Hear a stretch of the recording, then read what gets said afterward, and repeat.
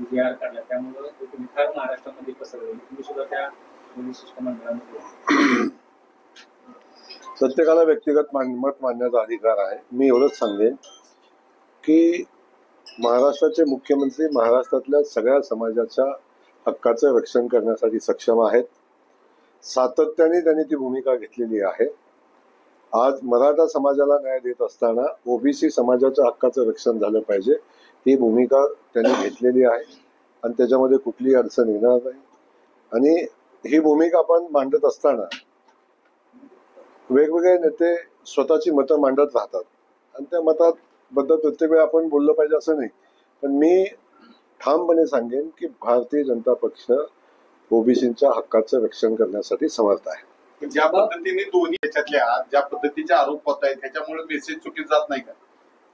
नाही, त्यांचा काय मेसेज त्यांना घालवायचा तो त्यांचा विषय आहे. मी आपल्याला क्लिअर सांगतो की भारतीय जनता पक्ष मराठा समाजाचा ला न्याय देत असताना ओबीसींच्या हक्कावर कुठलीही गदा येणार नाही, ओबीसीच्या हक्काचं हरण कुठं होणार नाही या पद्धतीची भूमिका सातत्याने घेतलेली आहे आणि तीच भूमिका घेऊन पक्ष पुढे जाईल. त्यामुळे कोण काय म्हणतं याला काही विषय नाही. ओबीसींचा आणि अख्ख्या महाराष्ट्रातल्या सगळ्या समाज बांधवांचा विश्वास माननीय मुख्यमंत्री मोदींच्यावर आहे. भुजबळ काल असं पण म्हटले भाजपमध्ये मुख्यमंत्र्यांच्या विरोधामध्ये षडयंत्र असतात, काम करतायत, त्याचा फटका बसण्याची शक्यता असते. टार्गेट देवेंद्र फडणवीस केले आहे. ते त्यांचं व्यक्तिगत मत असू शकतं, त्याच्यावर मी बोलणं उचित नाही. परंतु देवेंद्र फडणवीस साहेब सगळ्या संकटांना फेस करण्याची क्षमता आहे. सगळ्या डावाला प्रतिडाव करण्याची त्यांच्याकडे क्षमता आहे.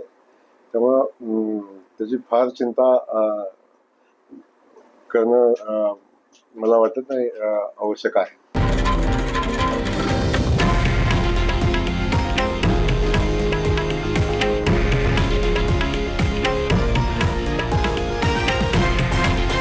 हे आहे देशातील नंबर 1 न्यूज नेटवर्क आणि आपण पाहत आहात TV9 मराठी, एकमेव.